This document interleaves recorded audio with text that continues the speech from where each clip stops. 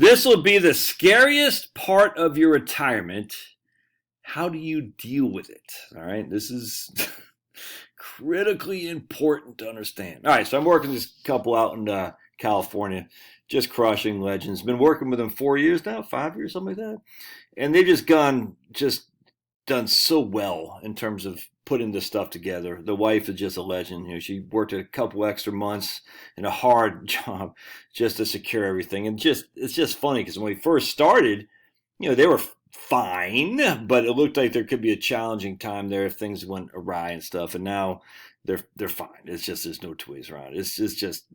It's just great to see. It's one of the reasons why I love, you know, when I do my retirement plans and I offer my $500 annual review fee because I get to become friendly with people, get to see the progress and stuff, and it's just great to see. Obviously, the markets have helped a lot. Don't get me wrong, but also paying down stuff, also frankly not living what you were living on before. A lot of people don't. Now these people are. They're freaking right now. They rented a condo and on a beach, and they're going to go to Italy. They're going to take cruise. I mean, all kinds of stuff, dude. You know, so they're it's legendary. But to finance that is where it gets scary. So let me show you what I'm talking about here.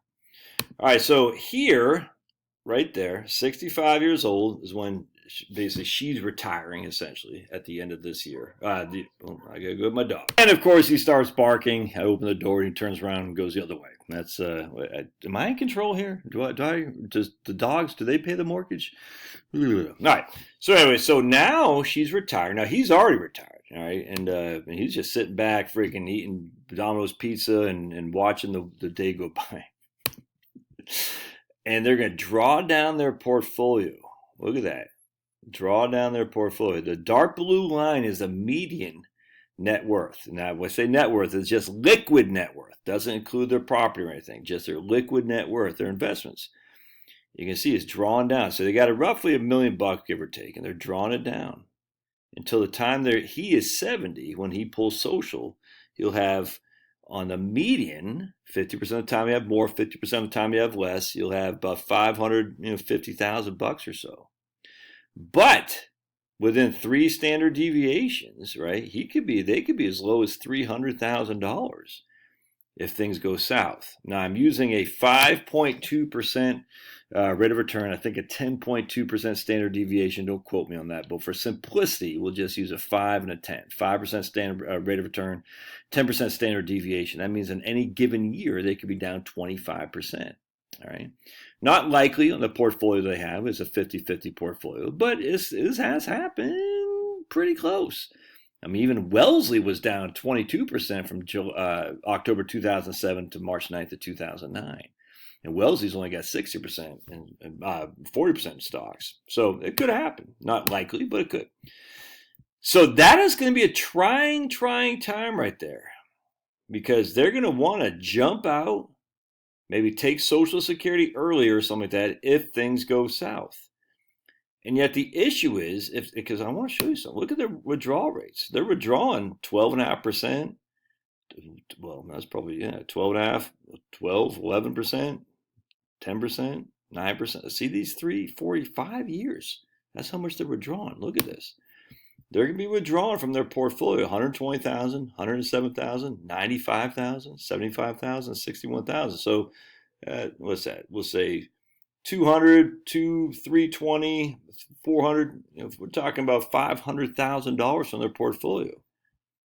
And you can see it right there. And that's going to be challenging, man. That's going to be challenging. Now they're doing the bucket strategy, 50-50 essentially, but still. That's a challenge, and you can see right here, income sources, right here.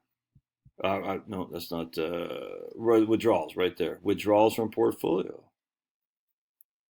All right, look at that. They got a little bit of an annuity income, about $9,600 a year, $800 a month. They got a little bit of rental income because she just inherited something from her mom, not much, but a little bit. We'll take it. But you can see it's not like they're living as paupers. They don't have $1 million portfolio. They don't. It's close, but not there. It's about, I can't remember, but it's not $1 million. So you can see the withdrawals are significant.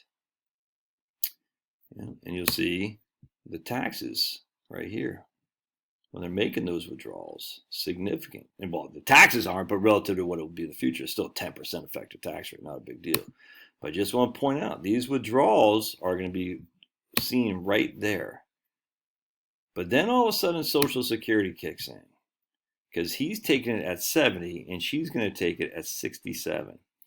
So you can see what's going on here. Initially, we thought, what if we just both take at 70? We don't want to do that because we don't want to stress the portfolio any more than we have to, all right, in these years.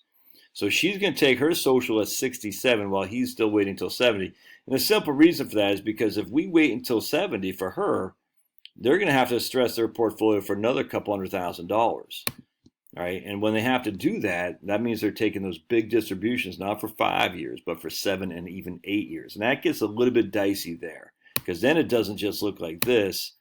Then when they're 70 years old, I mean, their portfolio could be, there could be a chance they have no money left. Now, once Social Security kicks in, you can see they're living off Social Security, they're living off RMDs, and they got positive cash flow. So we have these basically, oh man, my head just hurt all of a sudden. We have these 7, 8 years or so of needing to rely on their portfolio till Social Security kicks in.